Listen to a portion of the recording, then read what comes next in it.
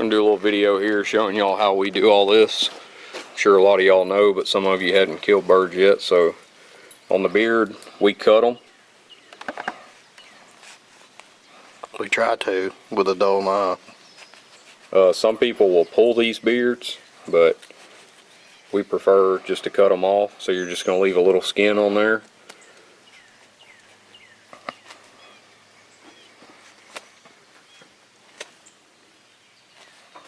And that beard will just cut right out.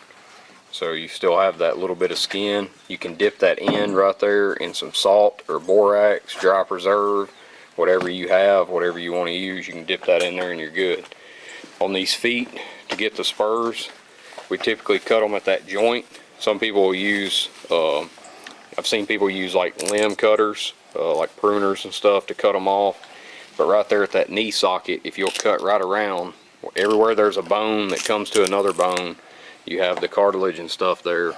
And basically you're just cutting right in between that, separating that leg off. And so that's what you would have there. Two bones coming together, you're cutting that cartilage out. You can see Matt scores it all the way around, and then he'll cut through.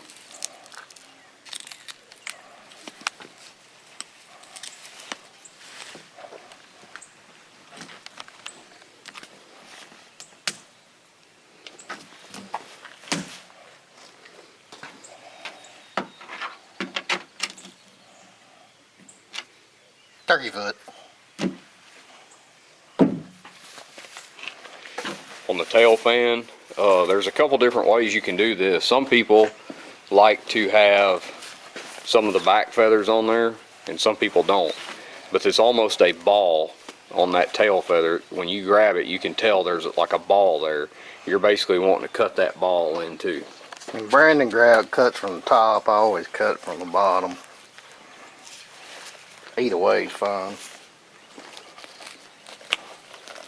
But it's connected with a ligament just like the legs.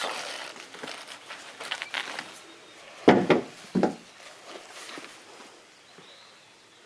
there's your tail fan. Got a peephole. Peephole. And then you're going to do the same thing on this. So when you do this tail, all these back feathers here, you don't want any of those. So you're just going to take and slide a razor blade across those at an angle level with these feathers. And when you, these tail feathers, and when you do that, that'll all come off, and then you'll soak that in preservative, fan it out. I use painter's tape to fan it out and make it hold, and then when you pull that painter's tape off, you can just pull it at an upward angle with the feather, and it won't mess them up any. Now we're going to get this breast meat out. So when you're doing the breast meat, they have a very distinctive breastbone that protrudes out. You start your cut there. Once you start that cut, you can slide down that breastbone if you've got a good sharp knife. If you don't, sometimes you just reach in there, grab it, and you can basically just peel it out, just like that. You're gonna grab, pull, that skin will separate, and then there's the meat that you want. We only take the breast meat out of a bird. Some people like the legs and all this different stuff. It's just not what we do. If you do, then it's the same process here. You're just going to pull that skin off, and you've got you some leg meat. I'd say there's no shot in this one's breast. The gun couldn't even see his breast.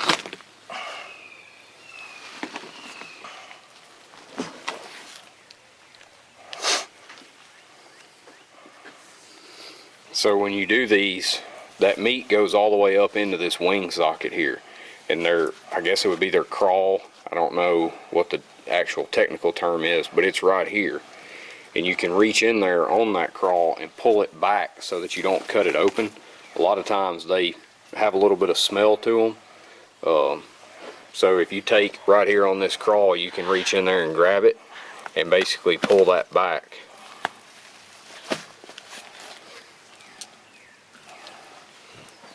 Well, if you're not filming, you can. But you can pull that back to show you a definite line of where that breast meat is.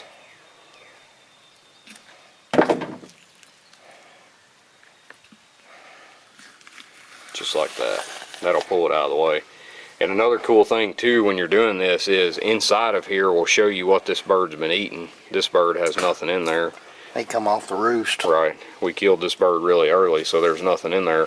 But you can always check that, and it's a good thing to do if you're new to turkey hunting and you're trying to figure out what them birds are doing and where they're staying.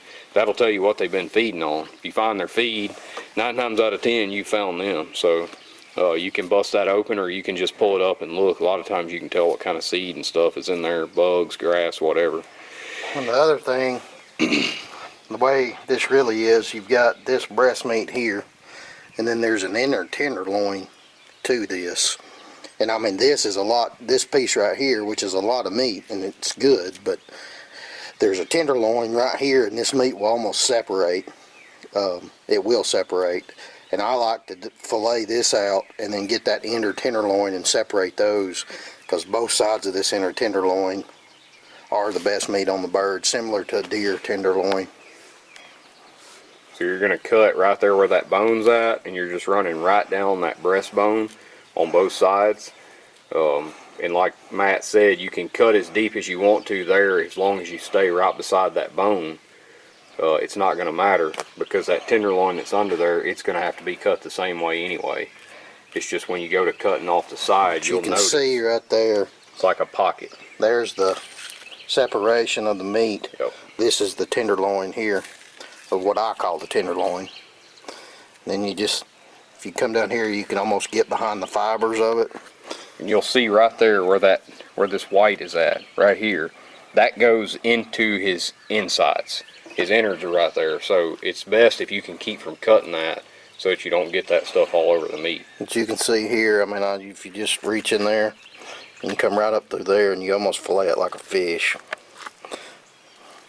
See, now that whole tenderloin's still intact. I can just stick my knife in there, even though this is not a sharp knife, but this part, I mean, it's meat. It doesn't take much. Then you just fillet this off. And you'll notice here, as you go up through that section there, that tenderloin has a tendon that runs up in there, similar to what you would see on your chicken or something from Kroger or wherever you get your meat from. So just be careful when you're cutting across there so you don't cut some of that tenderloin off. You want to try and keep that together. But you can really see there that that's that innard, and it's real soft. If you cut it, I mean, if you have a sharp knife, it'll cut right through it. So just try and be careful there. I try to leave this as fat, and I mean, it's not the kind of fat that's on domesticated birds. This here will taint meat. I try to, even if I get some on it, like here, I'll cut that off before I freeze it. You don't want this on it. It's not going to taste like domestic fat, and it's not going to make the bird better. It's going to give it it's going to be, that's the part that's real gamey.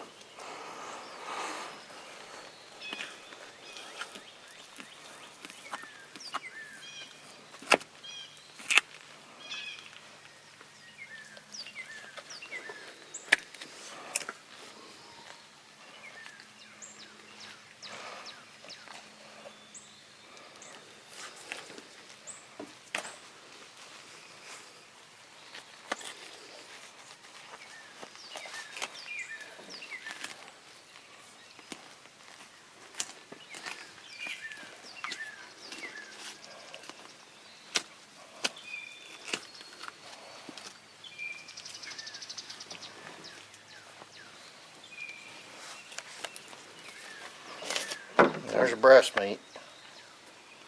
We'll clean that up before we freeze it. Now the tenderloin, you can see it good here. And I mean, it'll come to this point, come all the way back. And I mean, this is, you can tell a noticeable difference in touching this and touching this. It just is so much more, I guess, not as firm, which would, you know, indicate that it's going to be a better piece of meat, and it is. I mean, this here is,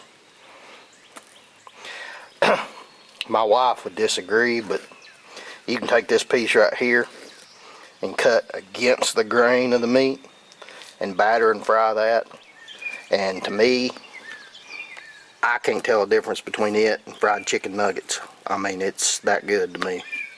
Here's that tendon Brandon's talking about right there. There's another tendon there, and I I go ahead and just cut around it because there is some meat on the back side of it, and you can take that out. But right there, I'm going to cut it. See how that popped? And I mean, if you just look at this, I mean, this is just peeling. I don't even really have to take this knife. And that is the tenderloin.